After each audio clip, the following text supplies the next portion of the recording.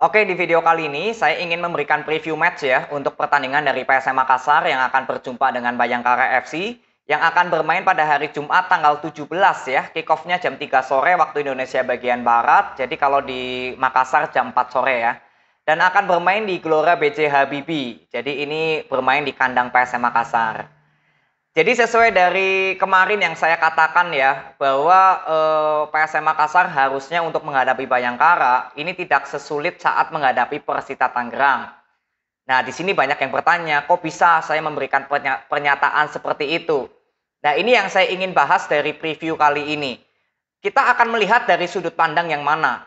Kalau kita melihat dari histori pertandingan-pertandingan terakhir, kedua tim ini sama-sama bagus. PSM Makassar tidak terkalahkan dalam 10 pertandingan, Bayangkara dalam 6 pertandingan terakhir juga sama, ya, win streak malah, tidak memperoleh hasil imbang maupun kalah ya, win streak.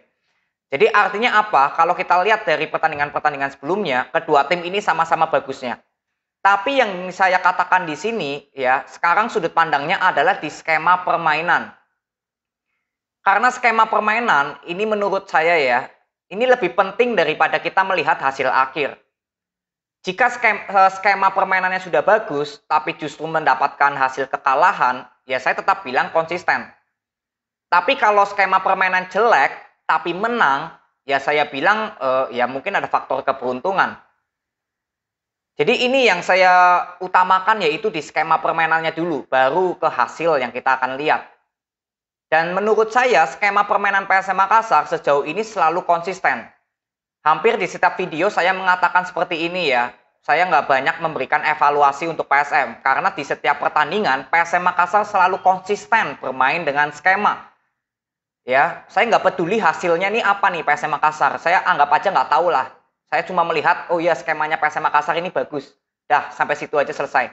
Tapi begitu kita lihat hasilnya, oh ya PSM Makassar di 10 pertandingan terakhir nggak terkalahkan nih. Oh ya saya nggak kaget, karena saya melihat ya skema permainan PSM Makassar memang bagus.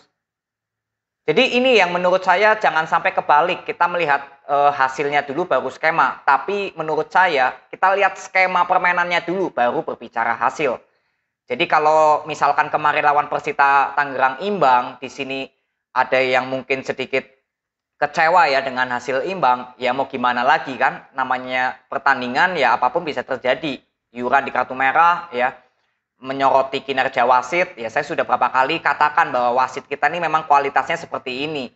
Saya sudah bahas pada saat PSM Makassar bertemu dengan Persis Solo, lalu mengenai kondisi lapangan saat bertemu dengan Dewa United, Arema FC, Rans Nusantara, lalu saat kemarin lawan Persikabo, saya menyoroti kenapa Manahati kok nggak diberikan kartu merah karena selalu memberikan protes. Tapi kan di situ posisinya PSM Makassar menang gitu ya, jadi nggak terlalu disorot mungkin. Dan kemarin pada saat lawan Persita mungkin hasilnya imbang, makanya kartu merah Yuran ini juga menjadi sorotan karena memang di situ kan Yuran yang dilanggar ya, tapi justru mendapatkan kartu kuning. Tapi karena protes yang berlebihan, jadinya mendapatkan kartu merah.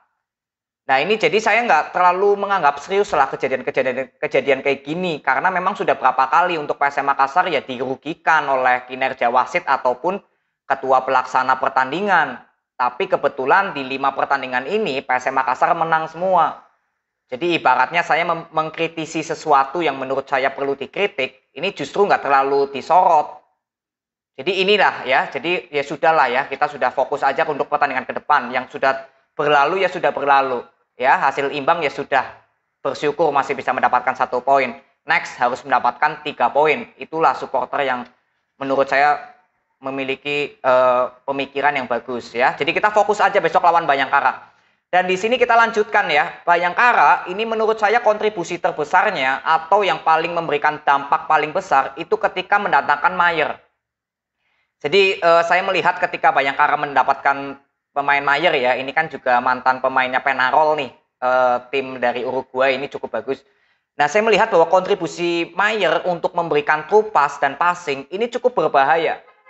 Di samping itu juga Mayer sering bisa menciptakan gol melalui skill individunya. Padahal dia nggak memiliki kecepatan, tapi dia memiliki body ball yang cukup bagus. Makanya nanti ketika menghadapi PSM Makassar, saya ingin melihat siapakah pemain yang akan diberikan instruksi untuk Bernardo untuk memberikan cover ya atau marking terhadap Mayer.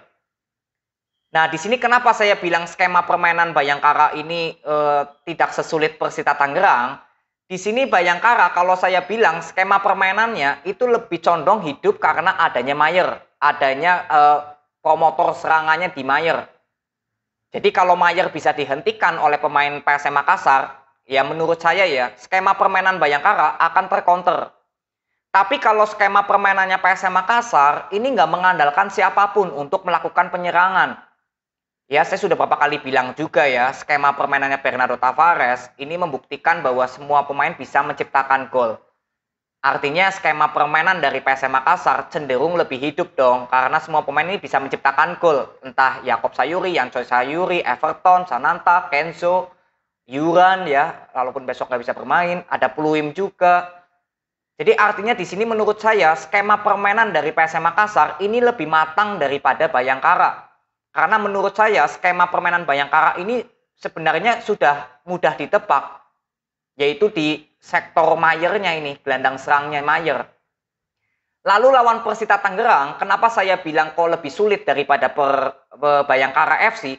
Karena Persita Tangerang ini juga sama sebenarnya dengan PSM sesuai dari analisa saya. Permainannya juga sama, nggak mengandalkan siapapun untuk menciptakan peluang.